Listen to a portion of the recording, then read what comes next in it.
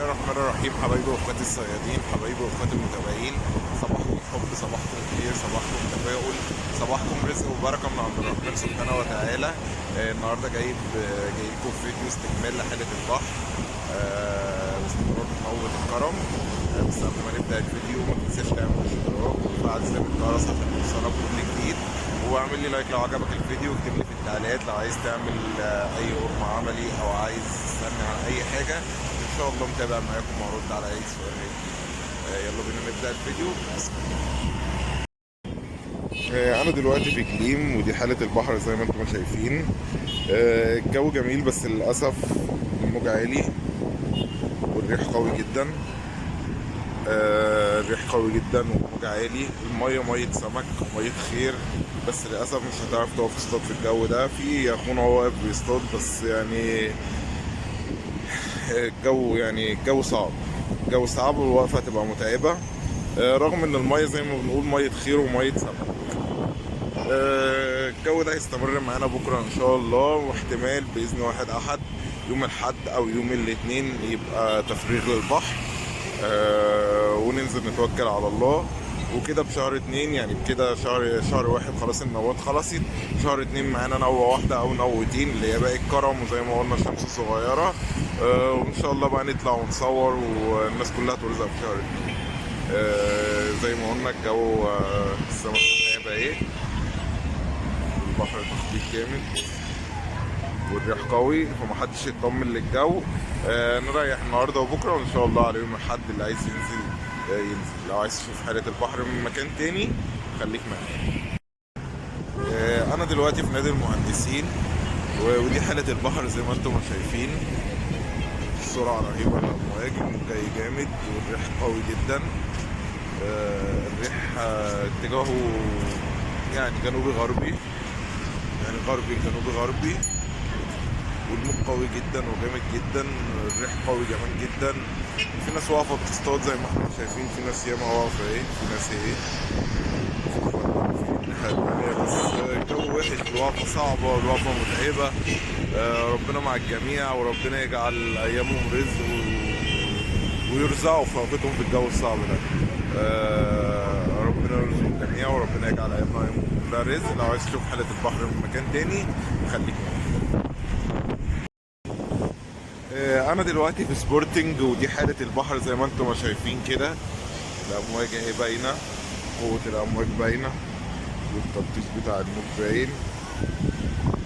مياه جميلة، مية خير ومية سمك ومية مرخية وملبنة وجميلة. بس الهوا جامد، هوا قوي جدا، هوا قوي جدا. صعب الوقف في المية دي. لو انت ايه هتتعب، لو انت برنس هتتعب. خلي بالكم من نفسيكم، خلي بالكم من نفسيكم، او الجو ده مش تعصيب، الجو ده مش تعصيب. بلاش تغامر وبلاش تجازف، وايام العدل جايه كتير، سيبها على الله.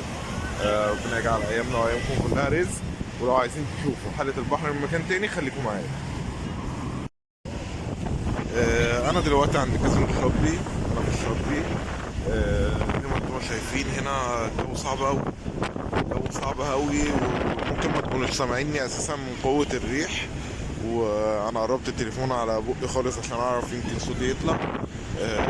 الهوا جامد جدا، الهوا جامد جدا جدا، ومش عارف اذا كان صوتي طالع في ال يعني الصور اللي انا عملتها من الاماكن التانية ولا لا. امواج كرم، امواج كرم، هي نوة كرم وامواج كرم فعلا جايه علينا.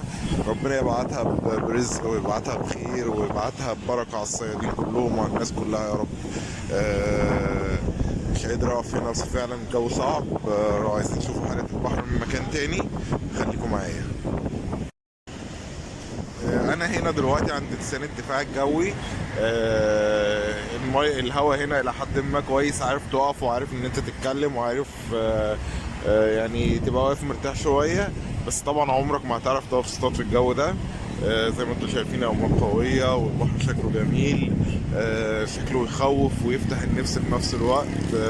يعني تحس ان في خير كده جاي عليك، وفي نفس الوقت تحس ان انت خايف منه وخايف من ربنا سبحانه وتعالى. قوة ربنا في البحر ده لوحدها يعني يعني سبحان الله. زي ما انتم شايفين دي حالة البحر، ولو عايز تشوف حالة البحر من مكان تاني خليك معايا. انا دلوقتي في السلسله، ودي حاله البحر زي ما انتم شايفين. البحر الى حد ما هنا في السلسله تقدر تقف فيه وممكن تعرف تصطاد. بس برضو انا مش بنصح اي حد ان هو ينزل في الجو ده، هتتعب وهتفرهد على الفاضي. بس السلسله هنا يعني يتوقف فيها لو انت اجازتك الجمعه، بس مش هتعرف تنزل غير الجمعه. لو انت خلاص خرمان وعايز تنزل تصطاد هتعرف تقف في السلسله هنا. لحد هنا كده ان شاء الله يكون فيديو حالة البحر خلاص. ما تنساش الاشتراك وتفعل زر الجرس عشان يوصلك كل جديد. واعمل لايك لو عجبك الفيديو، واكتب لي في التعليقات قول لي لو عايز نكمل السلسله بتاعت اسماك البحر المتوسط اللي بدأناها طبعا بفيديو الاسماك السامه. هينزل لك اللينك بتاعه دلوقتي. قول لي لو حابب ان احنا نكمل السلسله دي، ولو حابب ان احنا ننفذ اي حاجه عملي او عايز تسالني على اي حاجه ان شاء الله متابع معاكم وهرد على اي سؤال هيجيلي. ربنا يجعل ايامنا وايامكم كلها رزق. حبايبي واخواتي المتابعين.